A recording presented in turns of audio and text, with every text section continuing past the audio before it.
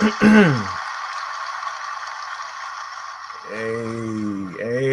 evening, everyone from the USA, all over the world, Canada, Long Island, aka Strong Island, plus the five spots of Brooklyn, Bronx, Manhattan, Staten Island, and Queens.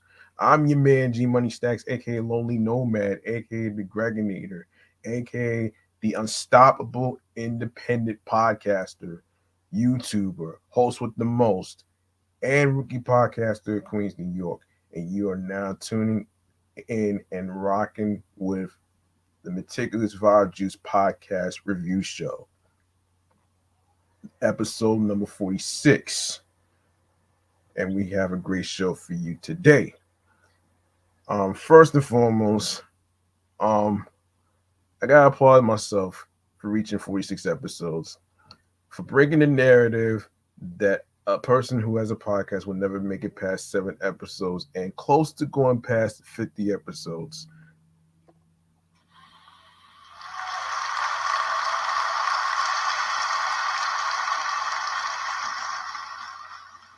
And if you guys are a new listener and a new watcher from the YouTube universe and you missed any previous episodes whatsoever, don't worry, I got you back. All you need to do is go subscribe to the YouTube channel, Meticulous Vibe Juice Podcast. Make sure you enable alerts along with the notification bell. Stay tuned for more video content, upcoming episodes, previous episodes. Leave a like and a comment along with the episodes with the topics and the stuff that we are reviewing. Um, Make sure you tell a friend to another friend.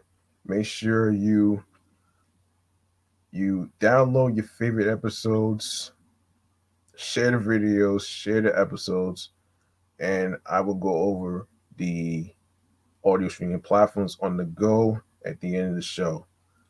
So, um, just to let you know, we are live and direct from StreamYard and YouTube. Alongside of myself is the Instagram Live podcast page of Meticulous Vibe Juice Podcast. Make sure you guys turn on your notifications and make sure you guys follow the show. Make sure you guys follow my other shows and my primary page of the gram. I'll go over that at the end of the show. So we got a little something going on today. Now, as far as how I'm feeling mentally, physically, and spiritually, you ask. Well, I'm not gonna hold you. Last week was a little bit of a blues week for me, actually, but I did manage to reach out to somebody from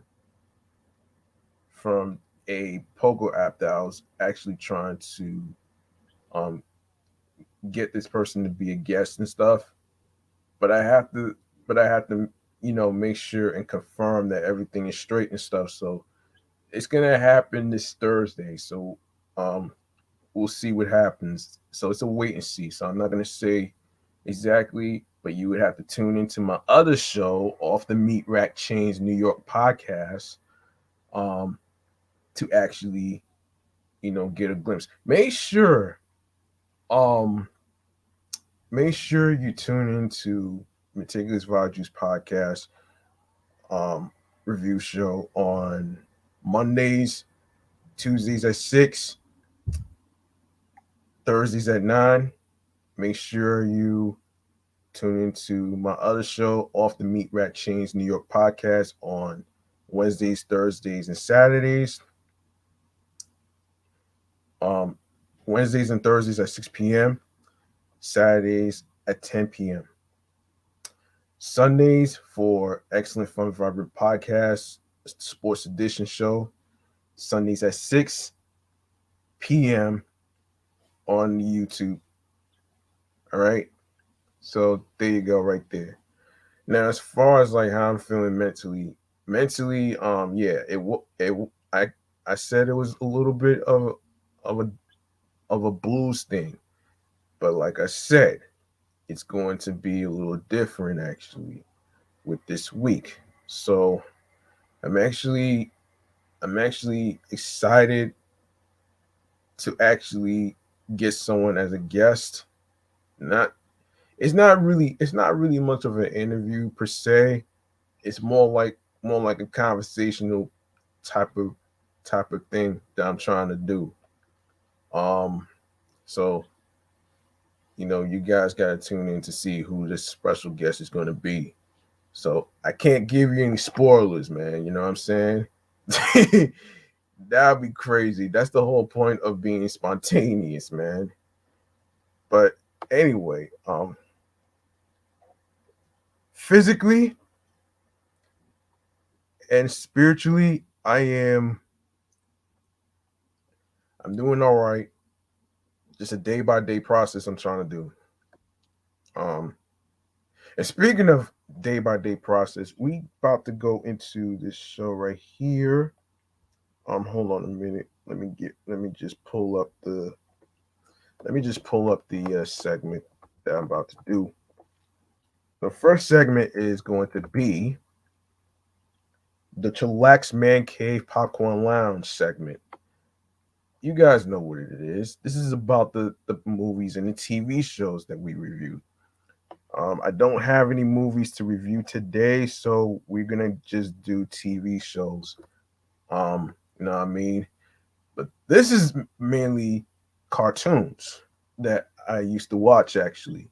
And our first cartoon show is Dexter's Laboratory. Of course, Dexter's Laboratory, commonly abbreviated as Dexter's Lab, is an American animated television series created by Jendi what is it? Tar tar Wait, hold on. Let me try to pronounce this. Tar Tartakovsky. Tartakovsky. Okay, here we go. For Cartoon Network, it follows Dexter, a boy genius and an inventor with a hidden laboratory in his room, which he keeps secret from his parents. He is at constant odds with his older sister Dee Dee, who always gains access to Dexter's lab and inadvertently foils his experiments. Dexter's have Dexter has a bitter rivalry with Man Dog, a fellow boy genius who is his neighbor and classmate. Sheesh. Um, Other segments focusing on superhero based characters. Monkey, Dexter's pet, Lab Monkey superhero, and the Justice Friends, a trio of superheroes who share an apartment, prominently featured in the first two seasons. So the voices are on Christine Cavanaugh, Candy Milo, Allison Moore, Cat Cressida, um, Kath Sosi, Jeff Bennett, Eddie Deason, Rob Paulson, Tom Kenny, Frank Welker. Um, and of course, it did 4 seasons. Um, that's a shame. Um, so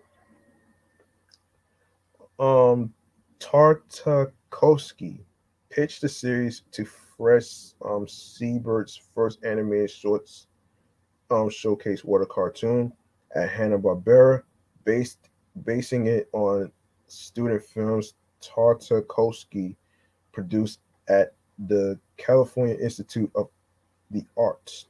4 pilots aired on Cartoon Network and TNT from 1995 to 1996. Viewer approval ratings led to a half-hour series, which consisted of 2 seasons totaling 52 episodes, aired from April 27, 1996 to June 15, 1998.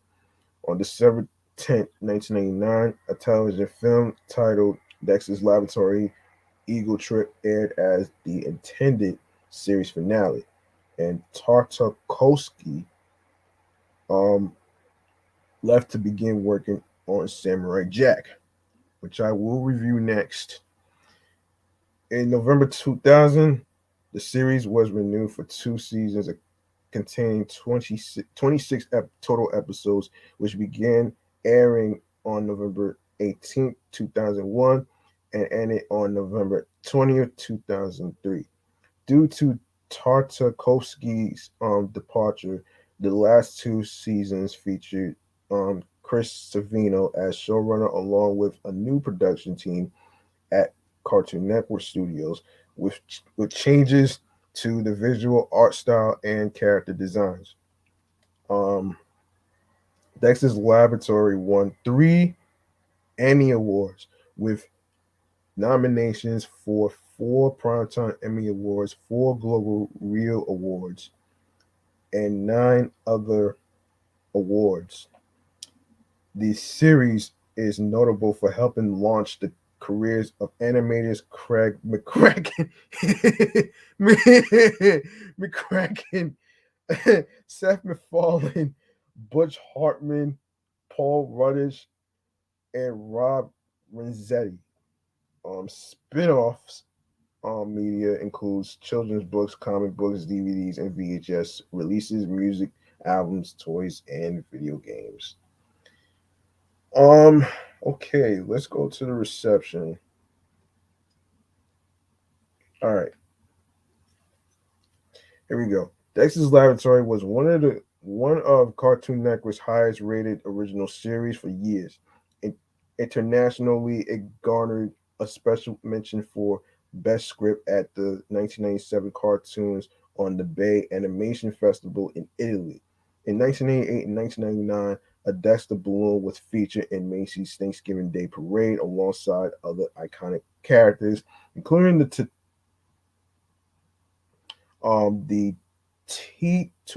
titular Piglet from Babe, whom Christine Cavanaugh voiced. The series was part of Cartoon Network's 20% rating surge during the mid 1999. On July 7, 2000, the series was the network's highest rated original telecast among households 3.1, kids 2 and 11, 2, yeah, 2 through 11, 7.8, and kids 6 through 11, 8.4, with a delivery of almost 2 million homes. On July 31st, 2001, it scored the highest household rating 2.9 and delivery 2,166,000 homes for a Cartoon Network telecast for that year. Dexter's Laboratory was one of the network's highest rated original series of 2002. Critical reception.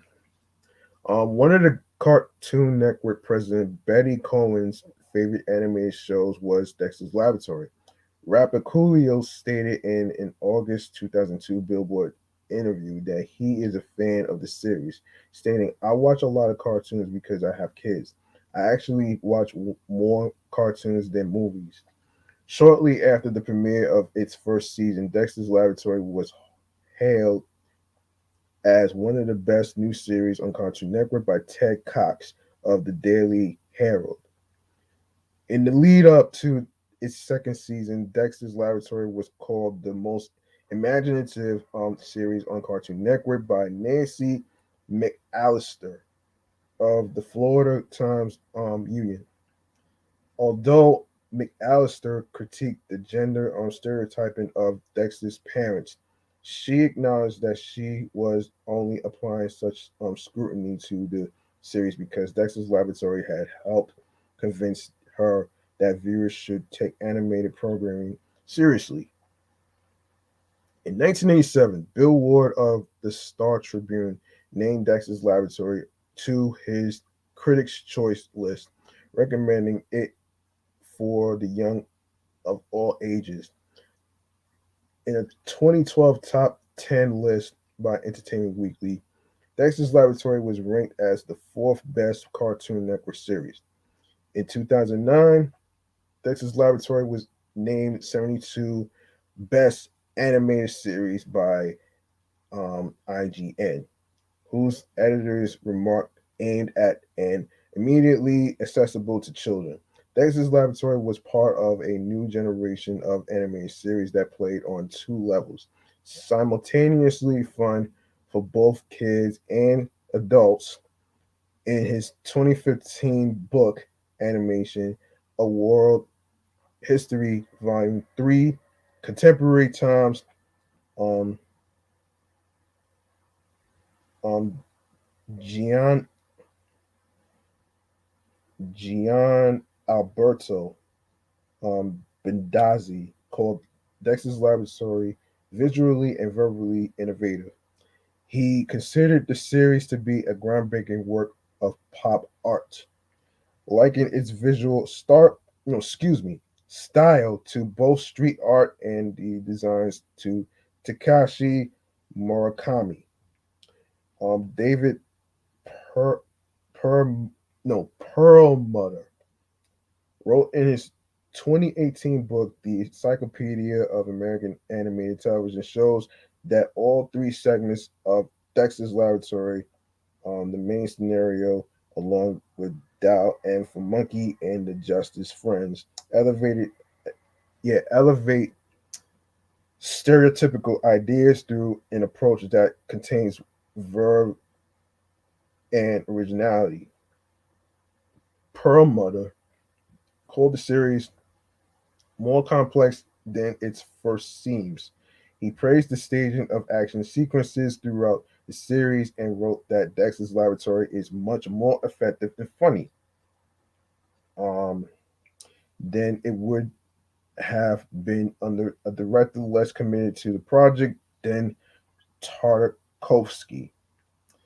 Um, okay, so the legacy, um, as affirmed by Gian Alberto Bendazzi in Animation, A World History Volume 3, Dexter's Laboratory, along with Craig McCracken's The Powerpuff Girls, helped define the style of Cartoon Network, both for being works in which lines and color are predominant and for underlying their graphic aspect through limited animation. Television critic Robert Lloyd claimed that both artists were at the forefront of a second wave of innovative, creative driven television animation, whose first wave began in the 1990s with the likes of Ralph Bakshi's Mighty Mouse, The New Adventures, and John um, Crick, um, Crickfalusi's The Ren and Stimpy Show. The show has also been credited for having kickstarted the channel's accent and launching Tartakovsky's career, which later gave way to Samurai Jack and the Star Wars Clone Wars. To this, Gizmodo's editor, Beth Elderkin, adds, since then, he's become a stable in children's and adult animation, responsible for everything from the Hotel Transylvania series to the Power um, and Ultraviolet Primal. Vulture calls the first pilot episode a testament to Tartakovsky's talent and commitment as a filmmaker and a proof of concept for what a cartoon anthology format. For a while, the show's simplistic look was adopted by other American cartoons animator Butch Hartman said, "When I stated when I started making Very Odd Parents, I took cues from what Jendi did in terms of simplifying the designs and using bold colors and simple shapes." All right, so 1985 Annie Awards: Best Animated Short Subject, Best Individual. Hanna-Barbera for Changes won. Best Individual Achievement for Storyboarding in the Field of Animation, Jendi Tartakovsky. And 1986 Primetime Emmy Awards Outstanding Animated Program for programming 1 hour or less. Okay, Buzz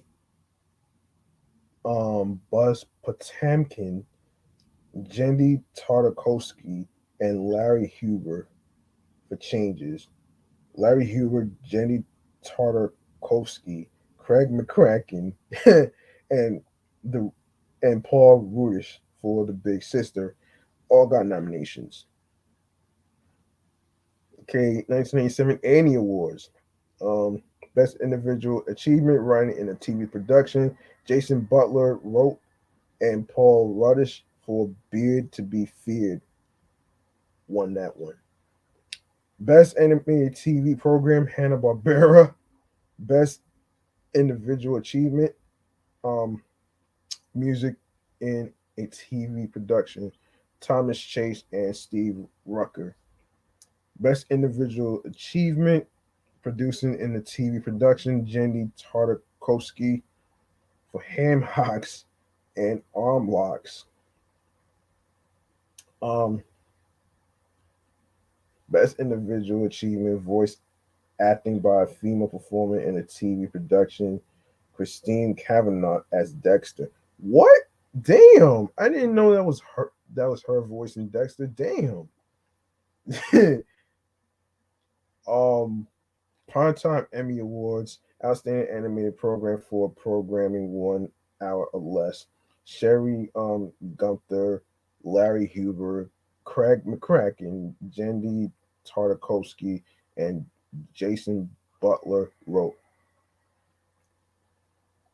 For Star Spangled Sidekicks, TV Superpowers, and Game Over. Damn. Outstanding Achievement in an Animated Primetime or Late Night Television Program, Hanna Barbera. Um, Hold on a minute. Let me take a look at something. Yeah. Okay. Now I know who this is. Okay. Um. All right. Now I know who it is. All right. Um. Okay. Yes. Yes. Yeah. Outstanding individual achievement for music in an animated television production. David Smith, Thomas Chase, and Steve Rucker for L.A. Bretto. Primetime Emmy Awards, Outstanding Animated Program for programming 1 hour or less. Dave Davis Doy, Jandy Tartakovsky, Jason Butler wrote, and Michael Ryan for Dynamite.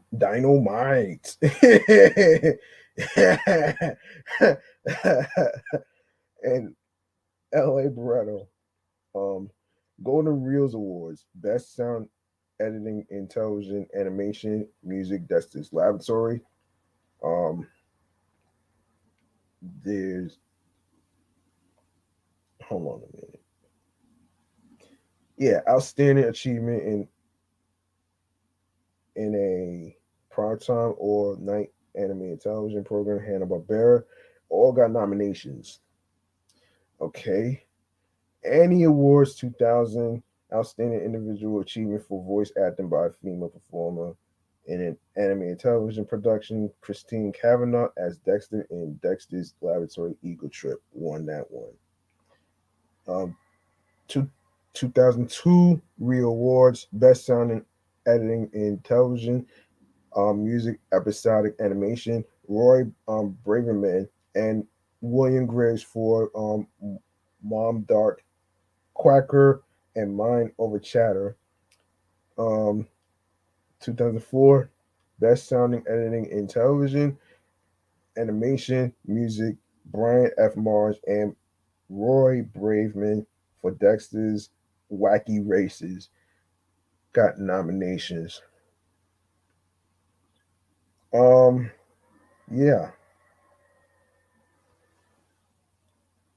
yeah. So actually, let's go to yeah. Yeah, it did have toys and promotions, and it did have video games behind it. Um, okay, let's go to toys and promotions. All right. In November 1997, Wendy's promoted Dexter's Laboratory with six collectible toys called Dexter's Lab Creation, Dexter's Green Test Tube Straw, Dexter's Grabber, Dexter's Purple Spark Maker, Dexter's Pen Stand, and Dexter's Yellow Noise Maker in their kids' meals.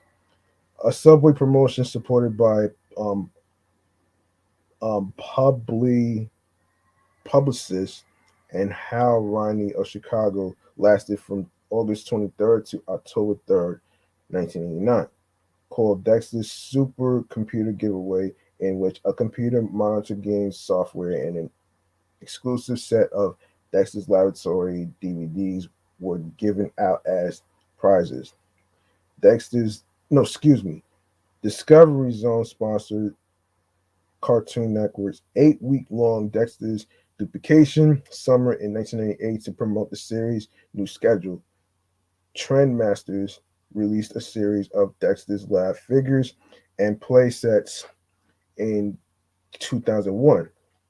Six kids' meal toys were sold during an April 2000 Dairy Queen promotion. Yeah.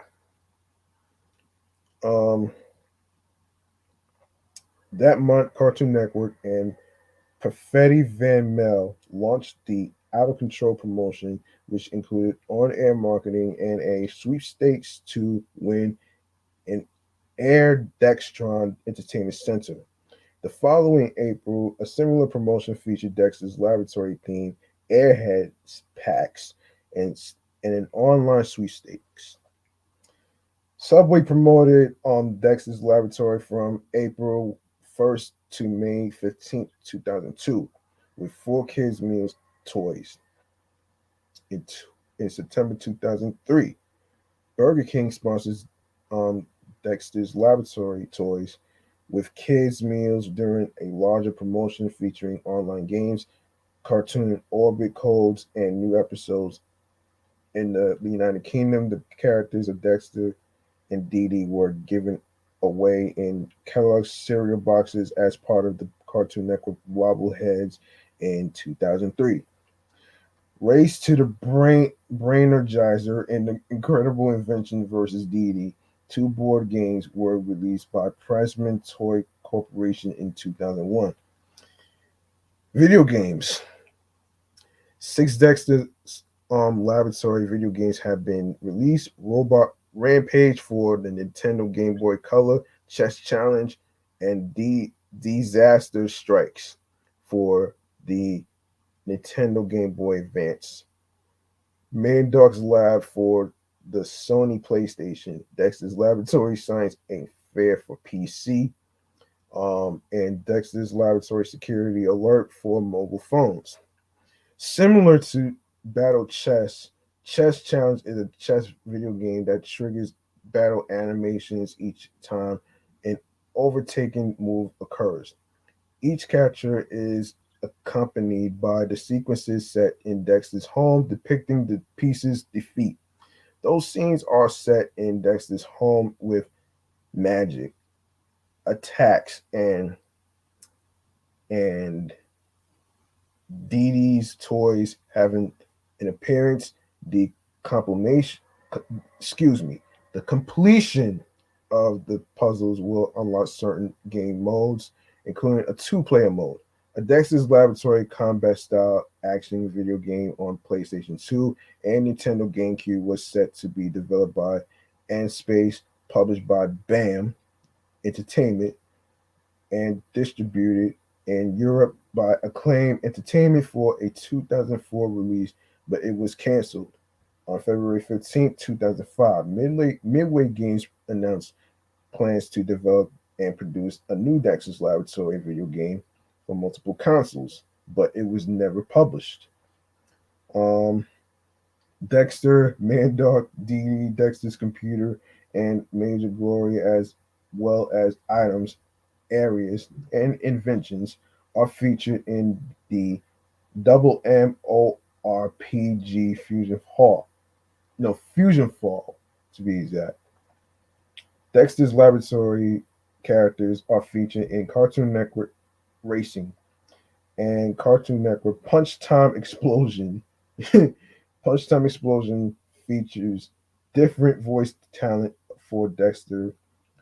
Tara Strong instead of Christine Kavanaugh or Candy Milo, and Monkey Fred Tater Score, a Tater Seor, yes, instead of Frank Welker. Wow. Now we go to another cartoon that I that I used to watch actually, and it's Samurai Jack. I've been waiting to do this review actually, so here we go. Samurai Jack is an American animated television series created by Jendy Tartakovsky for Cartoon Network. Tartakovsky conceived Samurai Jack after finishing his work on his first Cartoon Network original series, Dexter's Laboratory, which premiered in 1986. Samurai Jack was inspired by Kung Fu, the 1972 televised drama starring David Carradine, and Tartakovsky's fascination with samurai culture. Voices are Phil Lamar, who voices Samurai Jack, Mako, and Greg Baldwin. Damn. Um, so theme music composer Will Adams, George Pajon Jr., and Tyler Bates. Damn. So it did like 5 seasons and in total of 62 episodes.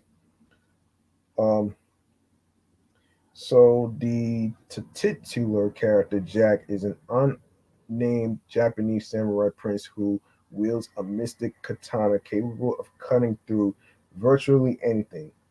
He sets out to free his kingdom after it was taken over by an evil shape-shifting demon known as Aku. Hang on a sec. Yes, Aku. Um, in Jack's ensuring battle with Aku. Just as Jack is about to deal with the final strike, Aku sends the samurai forward in time to a dystopian future ruled by the tyrannical demon.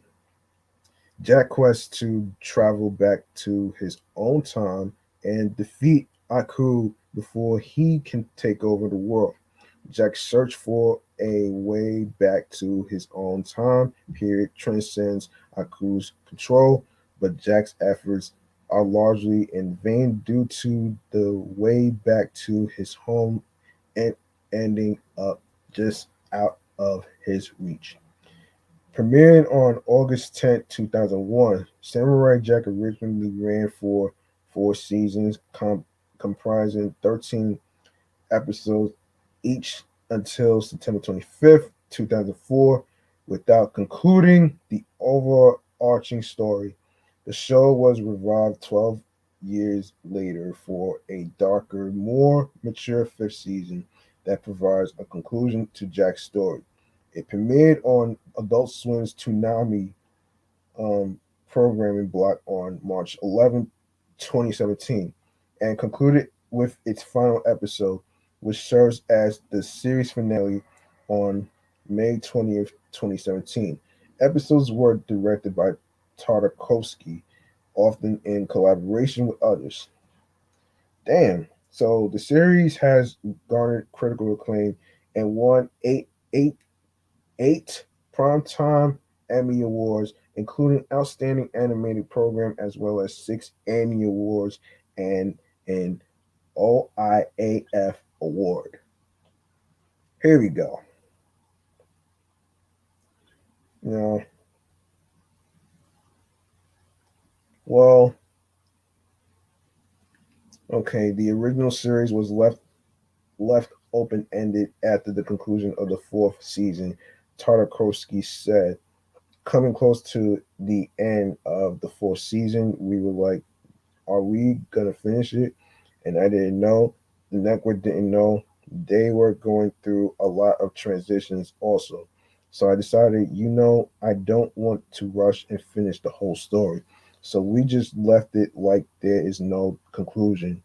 And then the final episode is just like another episode. Art director Scott Willis added, we didn't have time to think about it because we went right into Clone Wars. They even overlapped, I think. There was no time to even think about it. So, canceled film. Damn. Um, a film intended to conclude the story of Samurai Jack had been in developed at different times by four different studios. As early as 2002, Cartoon Network was producing a Samurai Jack live action feature film in association with New Line Cinema. Um, Brett Ratner was hired as a director. Tartakovsky said in a 2006 interview that the live action version of Samurai Jack was thankfully abandoned and that we will finish the story and there will be an animated film. Fred Siebert announced in 2007 that the newly formed Frederator Films was developing a Samurai Jack movie, which was planned to be in stereoscopic 2D with a budget of $20 million. Siebert said in 2009 the film was being co-produced by J.J.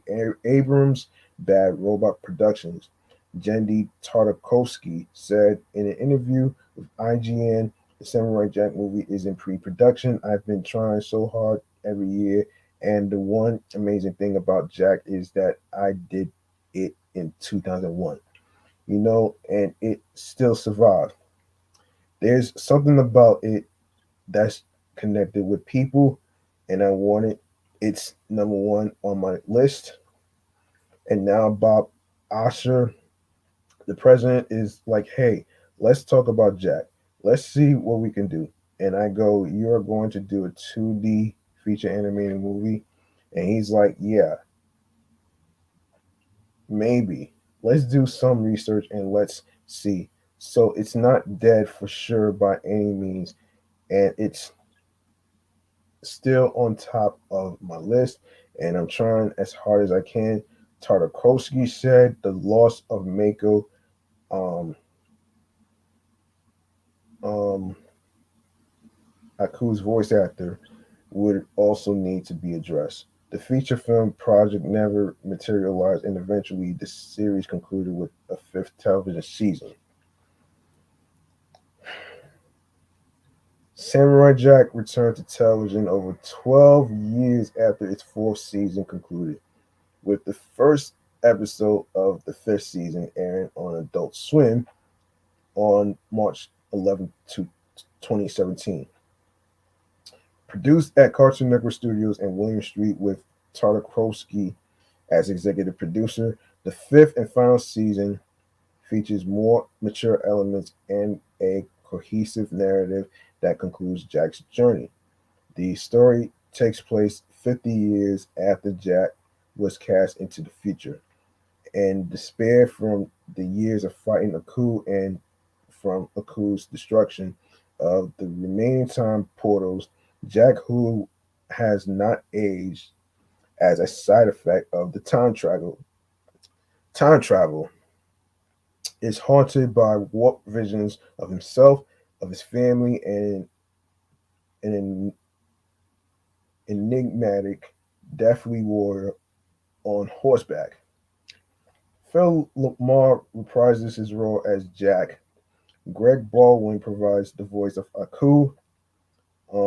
Mako, who voiced Aku in the show's first four seasons, died 10 years before the revival was produced. However, an archive recording of his voice is used for Aku's past self in the series finale. Damn, damn, everybody's. Let me write down. Hold on. Hold on. Let me take a sip. Stay with me.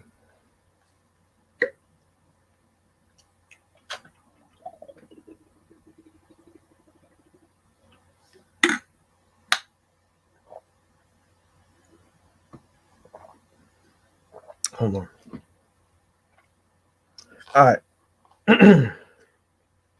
So Stephen Lennon of the Los Angeles Times said of the 90-minute premiere movie, in quote, one can quibble with some of the dialogue, which sounds like something you'd hear in Karate Kid 2. Let the sword guide you to your fate, but let your mind set free the path to your destiny. Nonetheless, there is one highly unconventional aspect of the series which sets it apart from others. Its willingness to go for extensive stretches in which there is no dialogue. In 2004, British broadcaster Channel 4 ran a poll of the 100 greatest cartoons, in which Samurai Jack achieved the 42nd position. The show was ranked 11th by IGN for its top 25 primetime animated series of all time list in 2006.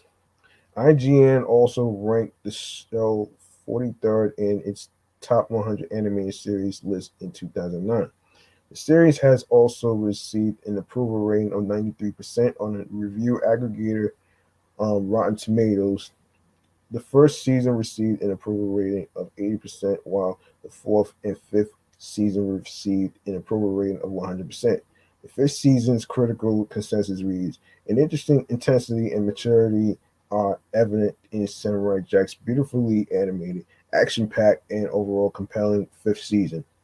Matt cites a film critic for RogerEbert.com and television critic for Vultures, considers Samurai Jack, along with Tartakovsky's Star Wars Clone Wars, to be a masterwork and one of the greatest American animated shows on television, mainly for its visual style. Samurai Jack would later be included in Seitz and Alan Sepinwall's 2016 book TV as an honorable mention following the 100 greatest television series. Okay, accolades. Annie Award 2002, Outstanding Character Design in an Animated Television Production. Naylor for Jack and the Warrior Woman got a nomination. Outstanding Music in an Animated Television Production. James L. Venable for The Beginning. Outstanding Production Design in an Animated Television Production, Dan Crawl for The Beginning. Outstanding Production Design in an Animated Television Production, Scott Willis for The Beginning got a nomination. Okay, 2002, Outstanding Storyboarding in an Animated Television Production, Brian Andrews for Jack and the Three Blind Archers. Um,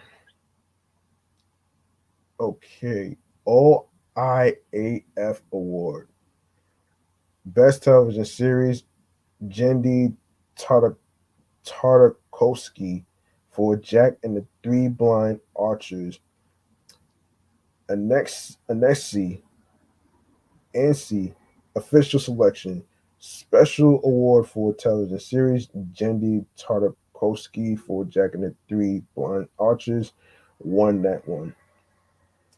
Um, Primetime Emmy Award, Outstanding Animated Program for Programming 1 hour or more. Brian A. Miller, Yu Mun Jung, Yul Jung Chang, Paul Rudders, Jendi Tartakovsky, Bunko J for The Beginning, Parts 1 through 3. TCA Award, outstanding achievement in children's programming, Samurai Jack. Outstanding achievement in animated television production, Cartoon Network Studios, all got nominations. Um, Annie Award, outstanding character design in animated television production, Annie Soriano for Jack and the Haunted House. Um, Won that one. Outstanding directing in an animated television production. Jendi Tarkovsky and Robert Alvarez for The Birth of Evil got a nomination. 2003, Outstanding Production Design in an Animated Television Production. Scott Willis for The Birth of Evil. Primetime Emmy Award. Outstanding Individual Achievement in an Animation. Scott Willis. Outstanding Individual Achievement in Animation, Dan Croft for Jack and the Spartans won the awards. Annie Award 2004. Outstanding Directing in a Television Production, Jendi Tartakovsky for Tale of X49 got a nomination. Outstanding Production Design in a Television Production, Richard Doskas for Seasons of Death. Outstanding for animating, no, excuse me, outstanding animated program for programming less than 1 hour. Jendi Tartakovsky, Brian A. Miller, Don Shank, Robert Alvarez, Randy Myers, Yu Mun Jung, Bong Ko J, J.T. Walker for The Birth of Evil won the award. 2005 Primetime Emmy Award. Outstanding for animating, outstanding animated program for programming less than 1 hour. Jendi Tartakovsky, Brian A. Miller, Brian Andrews, Mark Andrews, Huang Soon Park, K. Wayne Bay Park, Randy Myers, James T. Walker for Seasons of Death got nominations. Outstanding Individual Achievement in Animation, Brian Andrews for Seasons of Death. 2017 Primetime Emmy Award, Outstanding Individual Achievement in Animation, Brian Andrews for episode. I'm not sure what the Roman numerals are, so I'm not even gonna, butcher this. Scott Willis, Craig Kelman, Lou Romano. Hold on. Let's look this up, man. Hold on, folks. Let's look this up right there. What number is XC, whatever that is? It XCV? Something like that? Not sure. Hang on a minute here. Wait. No. Yeah, that's 95. And this is XC. Hold on a minute. Let's see. This stands for 92. It stands for 92. And this one, okay.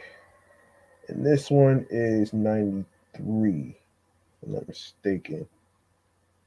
Wait, is it? Wait, hold on. Yeah, 93. Okay, good. Um, all right. So I think that's about it for this one right there. Course the board game a year after the series was concluded. A board game adaptation covering all five seasons was released, titled Samurai Jack Back to the Past. Players work together to complete tasks to help Jack return to the past while competing to earn honor for their actions. Comics in February 2013, IDW Publishing announced a partnership with Cartoon Network to produce comics based on its properties. Samurai Jack um, was one of the titles announced to be published. It was further announced at WonderCon 2013 that the first issue of Samurai Jack would debut in October 2013. The first comic in the series was released on October 23rd, 2013. The final issue came out in May 2015. On October 25th, 2016, IDW re-released all of the issues in the compilation entitled Tales of a Wandering Warrior. Tartakovsky does not consider the comics part of the story of Jack. Jack also appeared in multiple issues of DC Comics antholo- anthology comic series Cartoon Network Action Pack, which ran from July 2006 to April 2012. And of course, it did. Hang on a minute.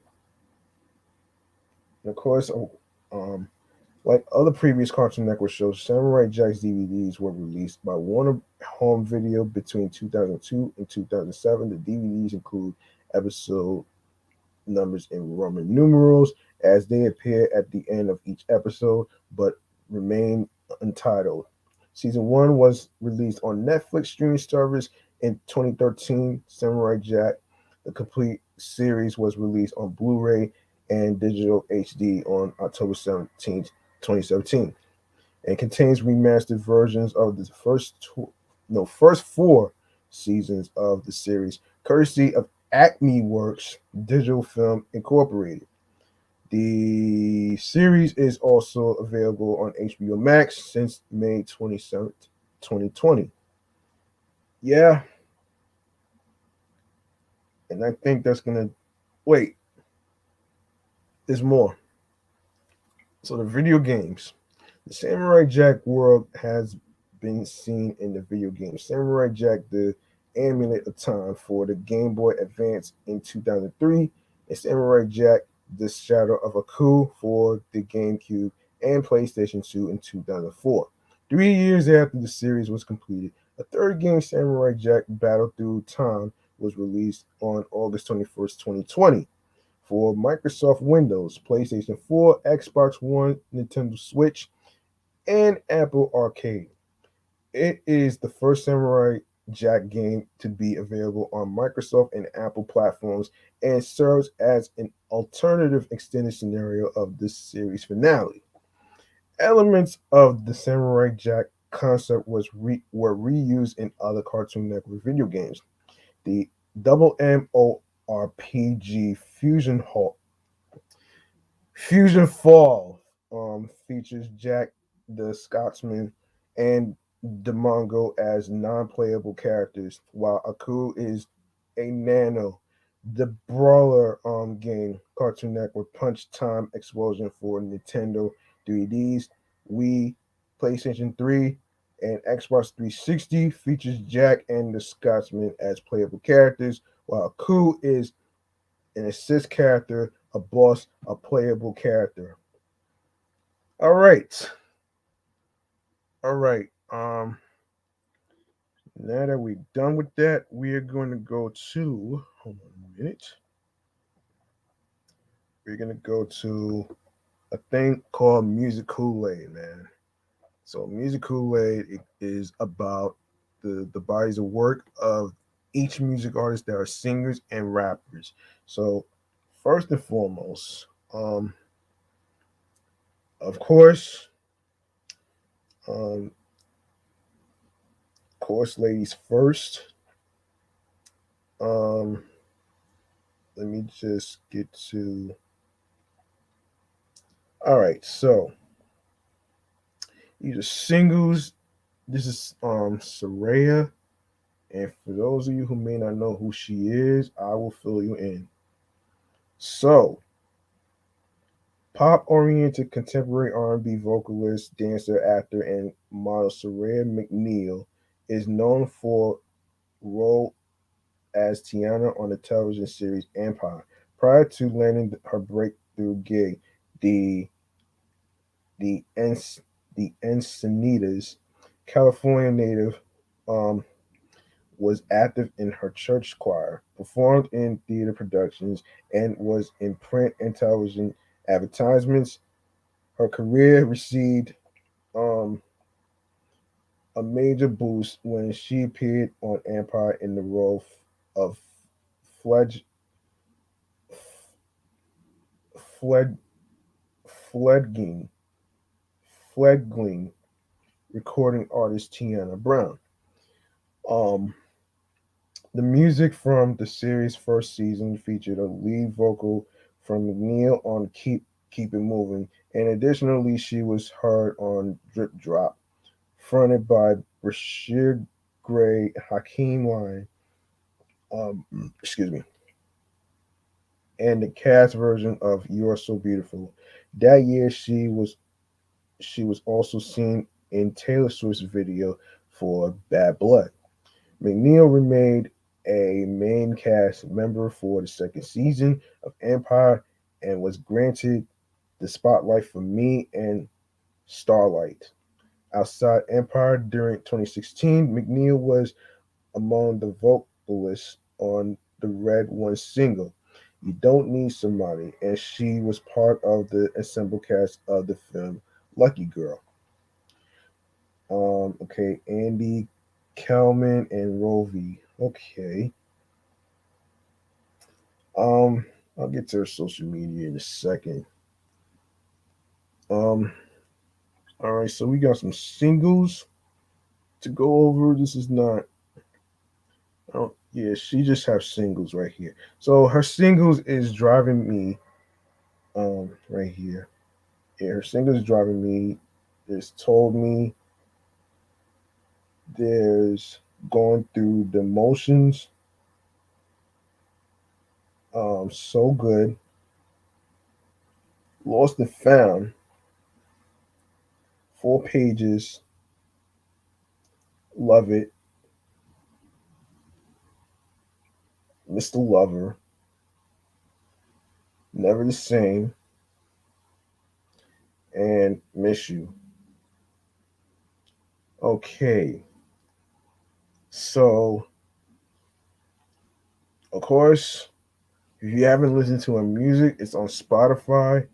I'm gonna pull up her social media. Just give me a sec. Um, let's see.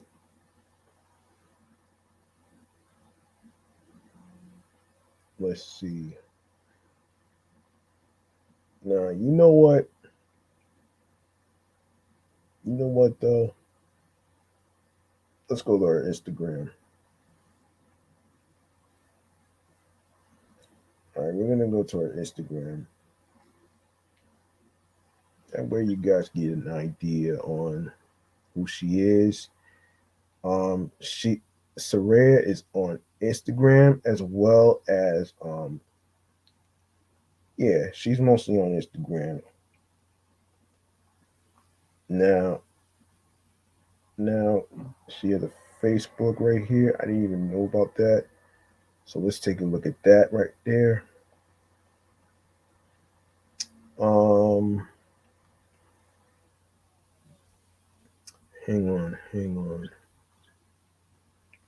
Okay, so Yeah, she's also on Facebook and she's on Instagram as well. So you guys are more welcome to follow her on there as well. Um, our last music Kool Aid artist is Chris Brown. Now, I didn't get it. I didn't listen to the album that had 45 songs. I was not sure if I was going to be able to get through all of them. But let's go over the singles he has. And he got quite he got like a long catalog of of singles. Man, all right. So he has "Run It," "Yo, Excuse Me, Miss," um, "Give Me That," "Wall to Wall," "Kiss Kiss," "With You," "Forever," "Dreamer," "I Can Transform Your" EP. Hold on a minute. Yeah, "Crawl." Hold on a minute here. "Crawl," Manhattan Click remix. "I Can Transform You" featuring his beats and stuff. Lil Wayne. Yeah, Deuces, um, Beautiful People, um, featuring Benny the Butcher and Benassi. Yeah, three time remixes. Yeah, so of course there's oh my goodness, I didn't even know about wow. So this is 3X Bernie Club Remix, Club Enemy Radio Remix, Abe Clements Remix, Versatile, T Run, Invaders, Barry Dub, Abe Clements, Corey Enemy Club, Versatile Club, Abe Clements Club. Of course, there's and you got all these versions of Beautiful People. Oh boy. So all about you, next to you, take your ear off. Oh boy. Don't wake me up. Got different versions of this. Don't judge me remixes. Loyal East and West Coast versions. New Flame featuring Usher. Um, Ayo. Jason Nevins remix. 5 More Hours. Zero. Back to Sleep. Fine by Me. Risk. Who's Gonna Nobody remix. Featuring Keith Sweat. Of course, Back to Sleep remix featuring Usher and Zayn. Paradise. Back to Sleep remix featuring Tank, R. Kelly, and Anthony Hamilton. Famous, Rock Off Your Back, Welcome to My Life, Cherry Vans, hang on a minute, yeah, Cherry Vans, Come Back, Burn My Name, Flip Mode, Partying Next Door, Stranger Things, Freaky Friday, Date Night, same time, um, I Don't Die, Focus, Attention, Overdose, Fairy Tale, Overdose featuring Wow. Just let's just let go.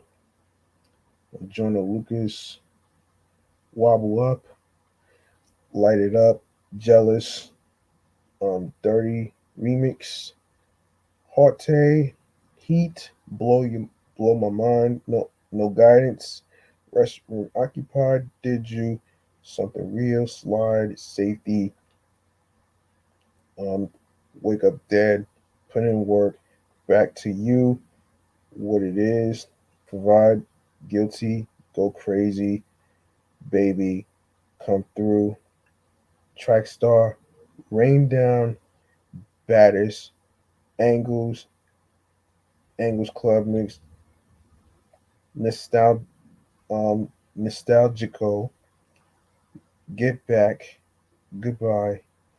And we go to wow. He has so many albums. He got like let me see how many albums he has. He has okay. Chris Brown, Experience, okay. Exclusive, Graffiti, Fame, Fortune, Expand, Expand, Expanded Edition, Fan of a Fan, Royalty, Heartbreak on a Moon, Deluxe Edition, Indigo Extended, and Slime and B. And his latest single is called Iffy. Now, the first time I heard Iffy sounds like an interesting track though, man. And I actually read somewhere that there's a challenge behind it. And I was like, wait a minute. There's a challenge. Like this is wow. Okay, let's look up this Iffy challenge for a second here. Let's look up this Iffy challenge for a sec. Um, okay. Iffy challenge. Okay.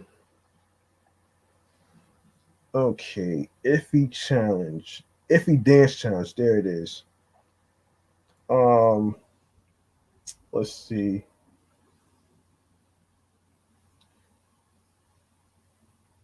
Wow. So what is the Iffy challenge, you ask? Um, okay. Now let's see.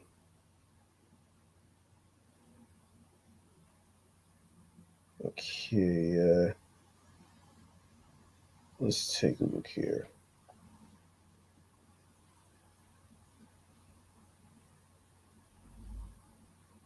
All right. So let's take a look at this right here. Um.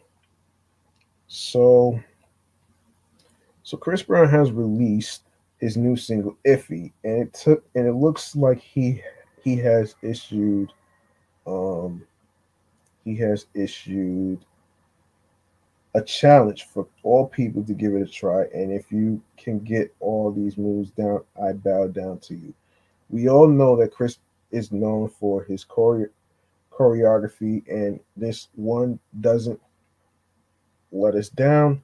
I would much rather you do this than the sleepy chicken ish that is going down on TikTok. He's right about that one, man. Like I said, man, I won't recommend anybody doing the fucking sleepy chicken challenge, man. That's not happening, man. Give me a second here, man. Just stay with me, folks.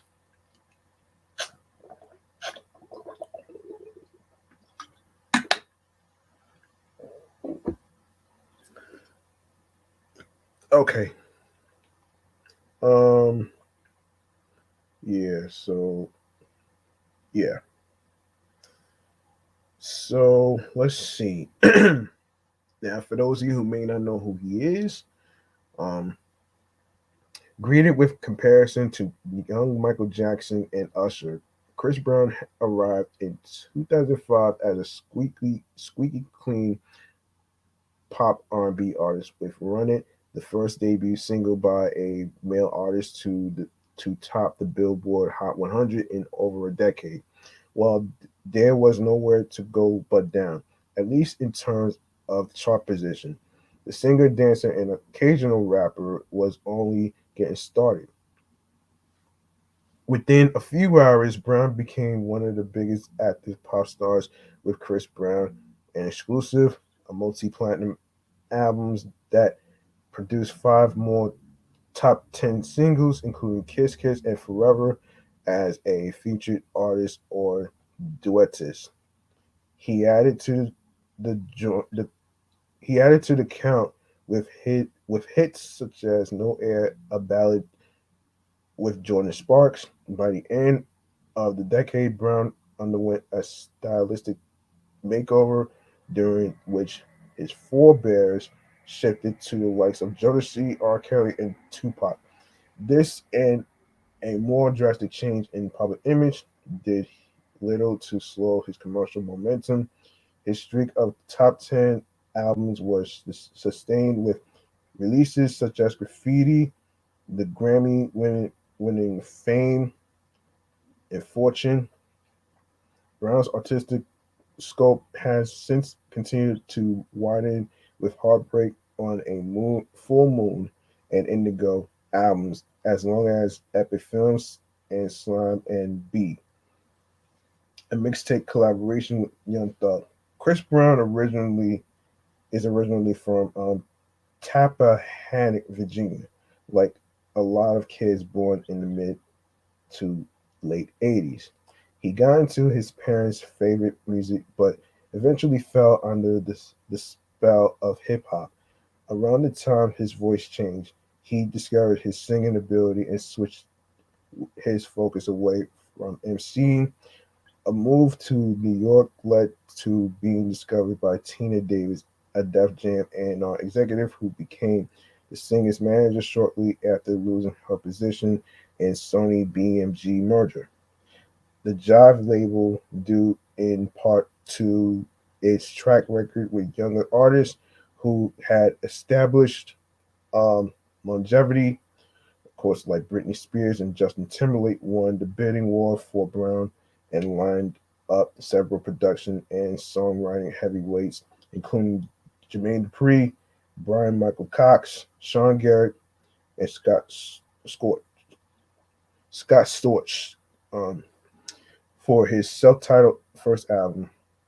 An immediate top 10 hit when it was released in 2005, Chris Brown not only featured the number one Run It, but after other top 10 singles in Yo, Excuse Me Miss, and Say Goodbye.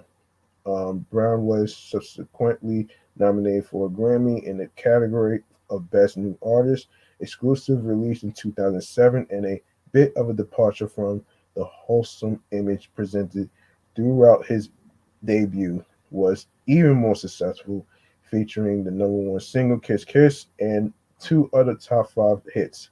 Yet another top five hit came with No Air, a duet with Jordan Sparks that appeared on Sparks' own self-titled album.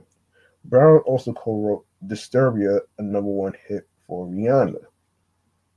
And I'm not gonna get into the whole craziness of what went down though. I'm not gonna go into the whole craziness and stuff. So, you know what I mean?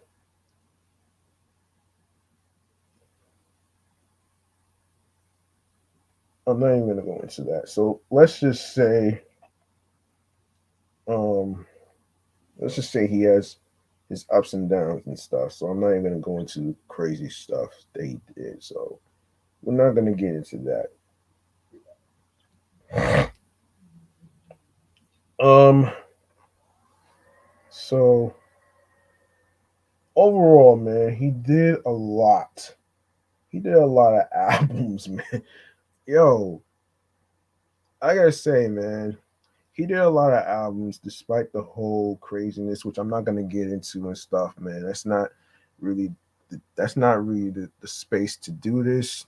Um, so you can follow him on Instagram, of course, on Twitter, of course, Chris Brown official. So there you have it right there, and this is the thing I was talking about with the whole iffy challenge. Of course, you could check it. You could check out the iffy challenge. There's a video for it actually. I didn't get a chance to see it, but I will get a chance to watch it though. Okay, so speaking of the iffy challenge, so he put the iffy challenge: recreate freestyle dance and make it yours. To qualify, tag Chris Brown official, hashtag iffy challenge, hashtag freestyle challenge. All winners will be part of a private virtual dance class taught by choreographer dancer underscore boy Smith, plus a special guest. Top 10 winners worldwide will receive a customized collectible by Breezy. So the deadline submission is January 30th, 2022, midnight, midnight, which is 12 a.m. Eastern. That's the breezy challenge right there. The breezy iffy challenge right there. Of course, I know everybody over there is doing that on TikTok, of course. I haven't really been into TikTok, man, and it's crazy. I never really thought about it though, man. You know what I mean? But let me. I'm gonna see if they have some stuff on like the YouTube in terms of all the, because this is interesting right there, man. I gotta say this is very interesting. So, um, and that's pretty dope, man. You know, that's pretty dope though, man. And yeah, man, that's pretty dope though, man. Um, so other than that, man, overall with the music artist that was reviewed, yeah, awesome. It's awesome. I mean, even though they may have some ups and downs in terms of certain stuff that wasn't really the best or whatever, but that's not really the reason why I created this review show in the first place. Because I wanted to stay clear of being biased. Because there's certain people that I like, there's certain singers and certain people that I like whatsoever, and I actually would have to say, um, okay, let me just say this though. I'm sorry. Um, yeah, let me just say this. I want to say that I'm intrigued by people, especially singers, especially rappers, of course, who do not, and I mean do not use auto tunes. You know what I'm saying? It's okay to use melodies. It's okay to use melodies and harmonies. It's okay. But I don't like the idea of music artists overusing auto tunes. And that's not really something that I could actually get hip to. You know what I'm saying? So you know what? And that and there you have it right there, man. That was episode 46 of Meticulous Vibe Juice podcast review show. If you like what you heard in today's episode, please feel free to show some love by making a charitable donation to my Cash App, which is $ G Money Stacks 555. Make sure you do this. Make sure you tell your friends about the podcast shows that I'm doing. All right. And to spell out, it's GMoney, um, STACKZ 555 on there. Um, of course, the Cash App is it's in the link tree. So feel free to go there. Um, feel free to go there and show some love by donating whatever amount of money you are comfortable with. It's not about having a lot of money.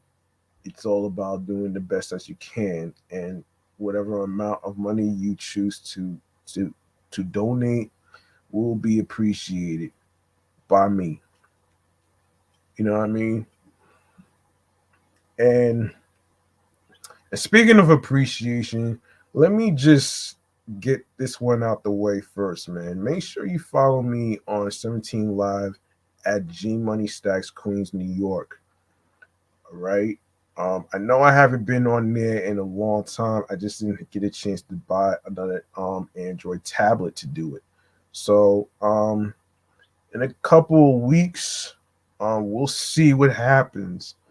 We'll see what happens though. I'm not sure when I'm going to get it. So it'll be a wait and see. So, speaking of wait and see, of course, you want to make sure you follow the show on Instagram, which is Meticulous Vibe Juice Podcast, alongside with my other show, Excellent Fun Vibrant Podcast, the Sports Edition show. I just did episode 10 yesterday. It's on YouTube. The audio episode will be released on Thursday. And and episode 46 will be released tomorrow in regards to where you can listen to. Now, also, don't forget to follow my other show, which has 106 episodes so far, which is Off the Meat Rat Chains New York podcast. Sorry for the cars. Yes, Off the Meat Rat Chains New York podcast. I just did episode 106. Um, this I just did no, yeah, I did 106 already. So yeah, make sure you check out episode 106 and the previous episodes that was already dropped. So of course the link is in the bio. Of course, which is the same link as my primary handle on the gram, which is G Money Stacks 555. Um, yeah, G Money Stacks 555 in Queens, New York. That's where you're going to see the link right there. And speaking of the link, let me just break down on how to figure out what typical streaming platforms is on there, right? So when you are at Meticulous Vibe Juice Podcast YouTube, no, not YouTube, but Instagram, um, and yeah, Instagram show page, right? You're gonna see you're gonna see a link that says Linktree / Meticulous Vibe Juice Podcast. Um, you click on there, and it's gonna give you a whole list of things where you can actually listen to the show. I am going to actually um tell you where you can listen to the shows, where you could download these apps on your iPhones, your Android phones, your iPads, your tablets, your computers, starting with Anchor, Audible, Audacity, Amazon Music, Breaker, Castbox FM, Deezer, Listen Notes, and the newly added streaming platform Moon FM Podcast, Player FM, Pocket Cast, Podfriend, Podo Polo, Podorama, Podcast Index, Podcast Addict, Podchaser, Reason FM, Spotify. Don't forget to rate with a 5-star rating in Podchaser, Podfriend, and Spotify, which added a way for you to rate the show for all you listeners out there. Um, all right. We also on Stitcher, Tune in no, excuse me, Tune in Radio. Don't forget to listen to Meticulous Vibe Juice podcast review show on Google Podcasts, Radio Public, iHeartRadio, the number one app for music, radio, and podcasts. And last but not least, on the YouTube. Go ahead and grab the subscribe button on the YouTube channel page. Make sure you enable alerts with the notification bell. Stay tuned for more video content. Leave a like and a comment along with the episodes and the topics, upcoming episodes, previous episodes. Don't forget to download your favorite episodes. Share the episodes. Share the videos. Tell a friend to another friend. And of course, don't forget to share the podcast along with telling your friends to another friend all about it, along with audio streaming platforms, along with the link that says Linktree/Meticulous Vibe Juice Podcast with your friends. All right. So those are the audio streaming platforms on the go where you can actually listen to the episodes. And if you don't have these phone apps, don't worry. It it's all in the link tree. You can download these episodes. You can download these phone apps. All right. Um. So there you have it. Um. Yeah. Like I always say at the end of the show, man, make sure you reach out to your loved ones, including your wives, your husbands, your girlfriends, your boyfriends, not to mention your friends as well. Those individuals might be fine on the outside, but on the inside, they are not. You don't have to wait till Mental Health Awareness Month, like May, and Mental Health Day, every year, um, because it's 365 days in a year, folks, and and I say this because mental health is important to me, and sometimes you know sometimes I always have to ask. I have to basically say some things about me and what I've been going through and stuff like that, because I don't want to forget myself, but I do have to sometimes think about you guys as well. So um there's no time frame on how to reach out to people. You just go with your mind, your soul, your heart, your instincts, and of course being a risk taker. Because at the end of the day, when you take a risk, you end up being rewarded. And by the way, some podcast free game. I'm actually going listen.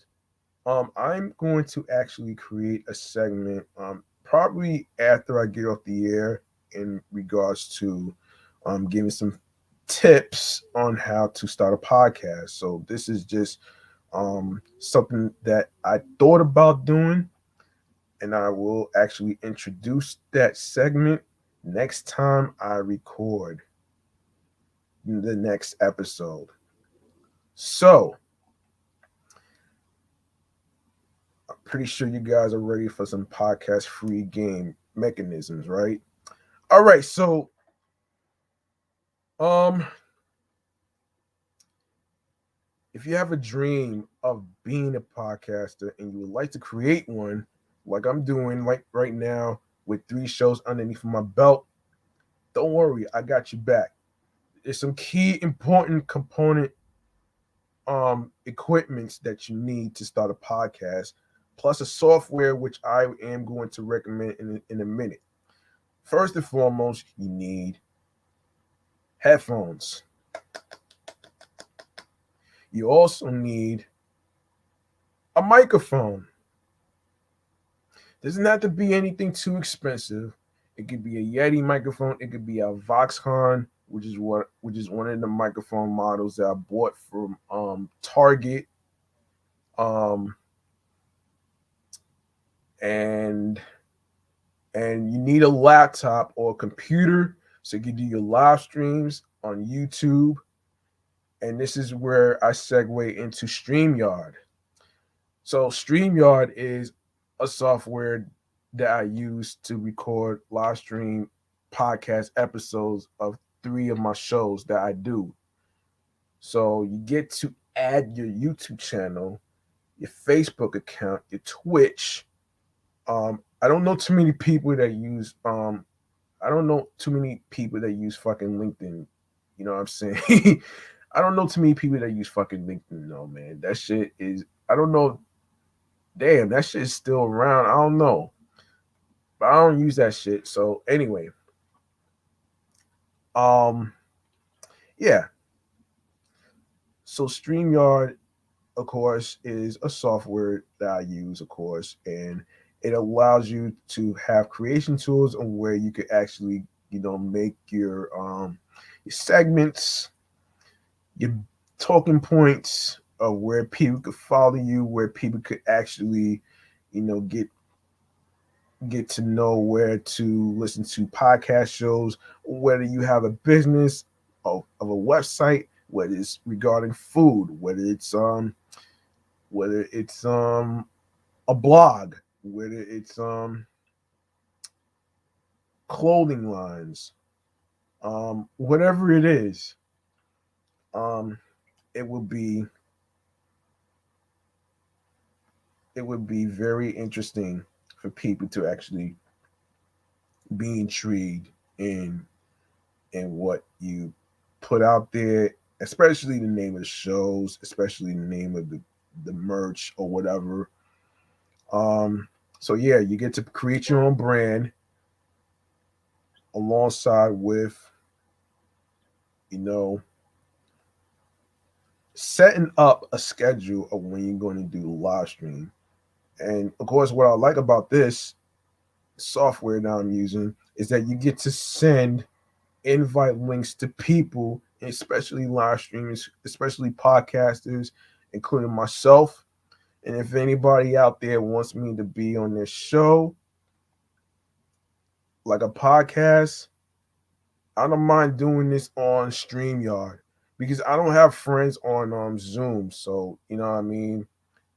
I'm more of a StreamYard person than a Zoom person because the only thing about Zoom is that the audio quality kind of sucks ass. You know what I mean? Um so yeah. So yeah, that's your free game on how to start a podcast, all right? And that's StreamYard, of course. And of course, like I said in the beginning of trying to introduce the links to where you can listen to the episodes of the podcast shows that I'm doing. Another thing I would like to recommend is Anchor. Make sure you download the Anchor app so you can get an idea on some cool stuff your where you could feature your music intros, your outros, how to how to distribute your podcast, how to, you know, basically, have, create your you could add sponsors, of course, and yeah, and if you don't have Anchor, you can check out the website anchor.fm so you can get yourself a head start. And I wish you the best on your podcast journey. All right. So there you go. That was your podcast. That was your podcast game on how to start a podcast. I'm actually going to, like I said, I am going to create a segment in regards to how to start a podcast and stuff like that. Because this was recommended to me by another podcaster named Cindy, aka Pink Rice. Though I actually thought about this shit too, and I'm not too sure about Pinterest because did. I actually created a Pinterest account, but I'm not sure if I'm going to have a link with the link tree on that because I don't know too many people that's going to go to Pinterest and stuff. So I'm not too sure to be exact. I'm not even sure about the whole you know, the video type thing or whatever. So I'm not too sure. I'm just trying to learn new stuff. So yeah, there you go right there, man. And man, listen, make sure you follow your dreams. All right, in terms of what career you're trying to do. I mean, do what makes you happy. Don't worry about Don't worry about the fucking hater burgers from the hater mobile, all right? It's not about them. It's about you. And for the most part, um, as podcasters, if you create a name that's very unique that represents you, go for it. Even if certain people don't understand the name of the show or probably don't understand the vision behind it and the story behind it, don't worry about it. Just go with the flow and take it day by day. There's going to be a few people that may not like it, and there's other people that don't like that may like it, and that's okay. You know what I mean? Um, so yeah, don't worry about all that stuff. Don't worry about the numbers too. Let me just stress this though. Don't worry about the numbers as far as like the analytics, as far as anything goes or whatever. You just continue to create more content. When you create, the more you create more content, the more you're going to gain success. And yeah, um, make sure you are mindful of the people you surround yourself with, especially um, in vans, um, especially in trains, taxis, buses, ferries, um, boats, whatever it is. Make sure you have your face cover at all times, your hand sanitizer, wash your hands with water and soap. Make sure you have some water, and make sure you guys keep warm out there. I know lately the weather has been very cold. Make sure you get laid up. Um, there's other ways to keeping yourself warm. It's not just wearing a heavy jacket. You can even wear 3 thermal sweaters, like I did actually recently, since it was pretty cold.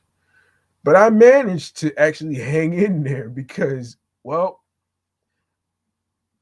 I didn't really get sick though. But I did have. Listen, for cold weather related stuff, make sure you have your hot tea along with your whether it's with honey or lemon with ginger, and also a hot chocolate milk with some marshmallows on there. You know what I'm saying? And the reason why I'm recommending some tea and hot chocolate milk with marshmallows is because of a particular phrase that I remember from the Magic School Bus. And the phrase actually goes like this: the installation of inspiration. All right. I want you guys to remember that. And also, you show people how great you are. You don't have to tell people that. It's all about breaking the narrative on things like I'm doing right now. I'm breaking the narrative of the misconception that a podcaster is not going to make it past 7 to 50 episodes. I did it with the first one, and I actually am going to do the same with the third and with the second and third podcast show that I am doing. And it's pretty dope that I'm actually doing this. And I'm actually proud of myself for doing this. You know what I mean? So anyway, you eat them up like the food that they are, like this.